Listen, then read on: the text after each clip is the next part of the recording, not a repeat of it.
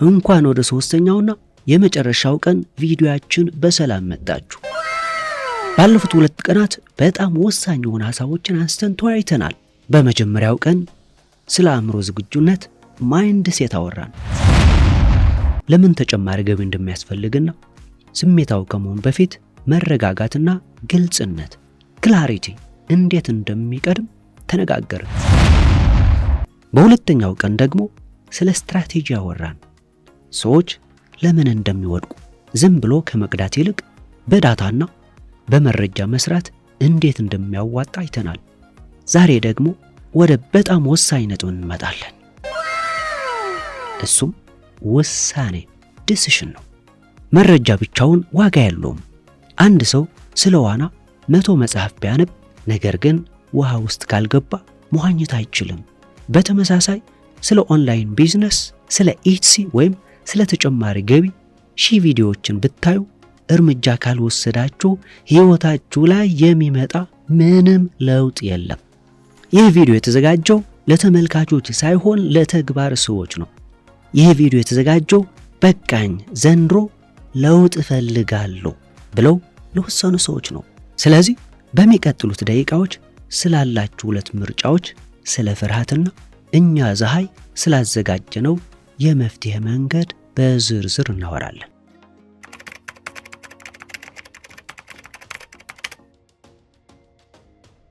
እስቲ በግልጽ እንነጋገር። ሁላችን ውጭ ሀገር የምንኖረው ለምንድን ነው? ለራሳችንና ለቤተሰባችን የተሻለ ህይወት ለመፍጠር ነው። ግን ብዙ ጊዜ ምን ይከሰታል? ጠዋት እነሳለን፣ ወደ ስራ እንሮጣለን፣ ማታ እንገባለን፣ ደግሞ እንተኛለን።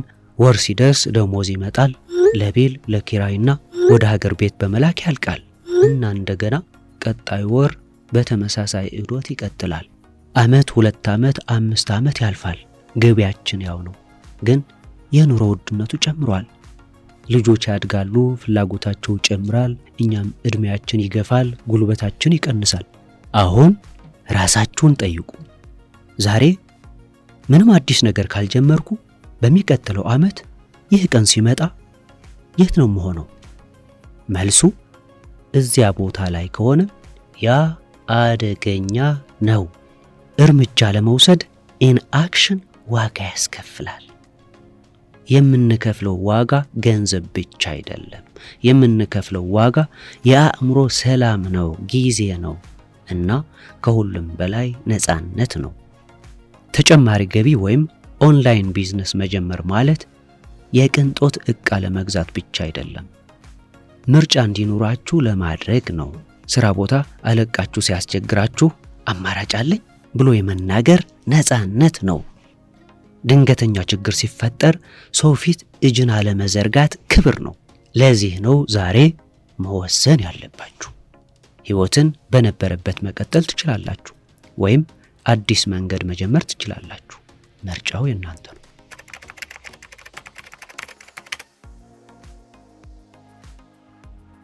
ብዙ ሰዎች እርምጃ ከመውሰድ የሚገታቸው ምንድን ነው? አብዛኛውን ጊዜ ፍርሃት ነው። ቴክኖሎጂው ይከብደኝ ይሆን? እንግሊዝኛ በቂ አይደለም? ኮምፒውተር ላይ ጎበዝ አይደለሁም? ብከስርስ? ጊዜ ቢባክንስ? እነዚህ ፍርሃቶች ተገቢ ናቸው። አዲስ ነገር መጀመር ያስፈራል። ነገር ግን ፀሐይ የተቋቋመው ለዚህ ነው። እኛ የሰራነው ሲስተም ለፕሮፌሽናል ኮምፒውተር ባለሙያዎች አይደለም። የተሰራው ሁሉም እንዲጠቀም ነው። ቴክኖሎጂው ከበዳችሁ፣ ቋንቋው ከበዳችሁ፣ ብቻችሁን መሆን አስፈራችሁ፣ ፍርሃትን የምታሸንፉት በመሸሽ ሳይሆን ብርሃን በማብራት ነው። እኛ የምናደርገው ያንን ብርሃን ማብራት ነው። መንገዱን ስታዩት ፍርሃቱ ይጠፋል።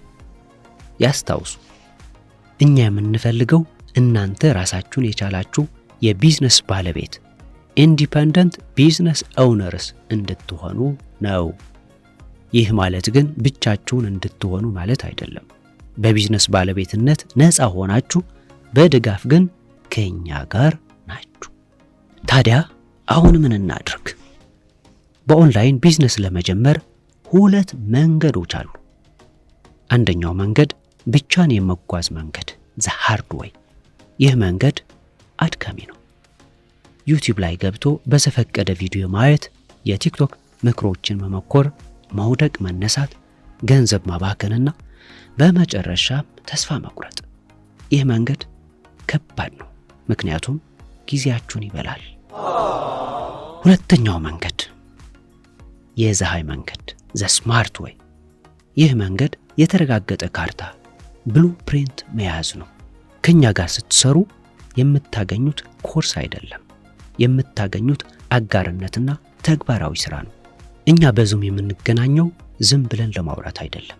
የገበያው ክፍተት እናሳያለን፣ ምን አይነት ምርቶች እንደሚሸጡ በዳታ እናረጋግጣለን፣ እንዴት ሱቃችሁ እንደምታሳድጉ ስትራቴጂ እነድፋለን።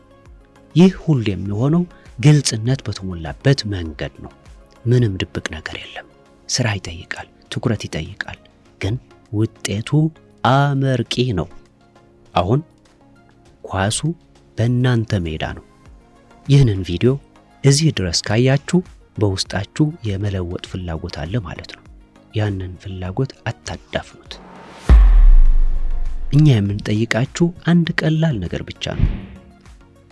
ኑና እዩ። ገንዘብ ክፈሉ እያልን አይደለም፣ ውል ፈርሙ እያልን አይደለም። በቀላሉ በየሳምንቱ ቅዳሜ ማታ 7 ሰዓት ፒኤም ኢስተርን ታይም በሚደረገው የዙም ውይይታችን ላይ ተገኙ። በዚህ ዙም ላይ ሌሎች ኢትዮጵያውያን ምን እየሰሩ እንደሆነ ታያላችሁ። የእኛን ድጋፍና አቀራረብ ትመዝናላችሁ። እናንተን የሚመስሉ እንደናንተ ለውጥ የሚፈልጉ ሰዎችን ታገኛላችሁ። ከመወሰናችሁ በፊት ማየት ማመን ነው። ሲንግ ኢዝ ብሊቪንግ። እንዲሁም ወይም ዙም ካልፈለጉም ወደ ኋላ አትበሉ። ስልካችን ክፍት ነው። በቅርበትና በግልጽ እናወራለን። የሚያስጨንቃችሁን ንገሩ፣ መፍትሄ እንፈልጋለን። በተጨማሪም መረጃዎች እንዳያመልጣችሁ ከታች ያለውን ሊንክ ተጭናችሁ የዋትስአፕ ቤተሰባችንን ተቀላቀሉ። አንዴ በመጨረሻም ይሄንን ልበል። ዛሬ የምትወስኑት ውሳኔ የነገ ማንነታችሁን ይወስነዋል። ፍርሃት እንዲገዛችሁ አትፍቀዱ። ጥርጣሬ እድላችሁን እንዲሰርቅ አትፍቀዱ። እኛ ፀሐዮች መንገዱን ለማሳየት ዝግጁ ነን። እናንተስ ለመራመድ ዝግጁ ናችሁ? ቅዳሜ 7 ሰዓት ፒኤም ኢስተርን ታይም በዙም እንገናኝ። ሊንክ ዲስክሪፕሽን ላይ ማግኘት ይችላሉ። ለውጥ ከኛ ይጀምራል። ሁላችሁንም እናመሰግናለን። ሰላም ዋሉ። ሰላም እደሩ።